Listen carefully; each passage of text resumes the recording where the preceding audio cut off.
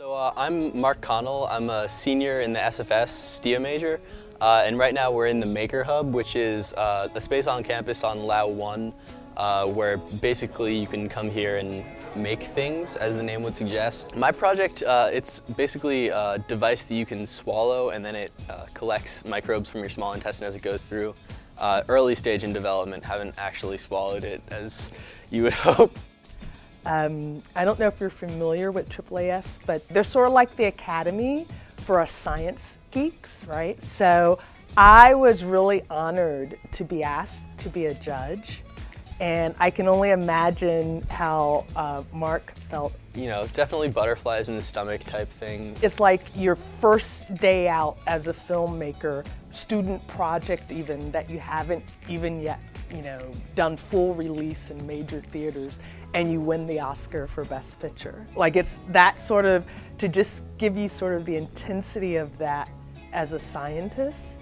And so I was really proud of him in Georgetown, and can understand very much so why BioMap Explorer won the prize.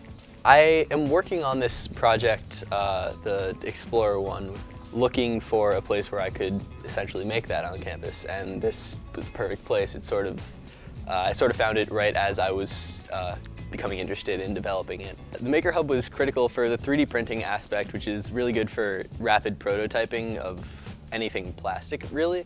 And it's also great because it's got a lot of electronics, so Arduinos, so like microcontrollers, basically little computers that you can control from the outside, and equipment for soldering, so like putting together the circuits and melting them together essentially to make them permanent.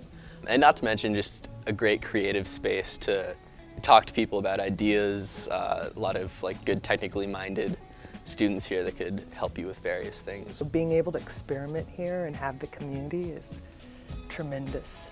So I actually found out about the Maker Hub just walking by on Lau 1 one day, and I saw the 3D printing tutorial and explaining basic things about it.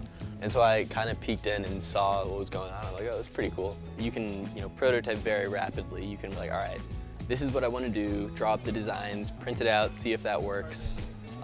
And in that way there's really no lag time between when you have the designs in your head and you can make it. You're not waiting on some part to ship. But I would definitely say that a big part of the ease of the process was having someone here that could just walk me through it and not having to like Google my way to answers every time.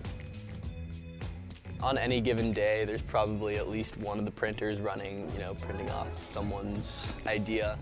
And it can seem intimidating at first, but there's no like condescension. No one expects anyone to know how to use 3D printing software, so it's very like low stress and very friendly.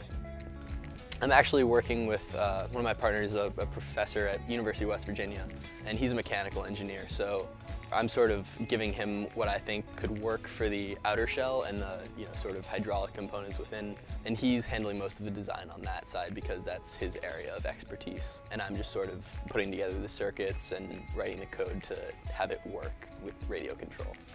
So I'm gonna follow this through and see where this takes me. I'm very interested in sort of the medical device field, especially this area of application where I see it is there's a lot of good research to be done there, and I think someone's going to do the research, and I want to be the person that can help bring it to reality.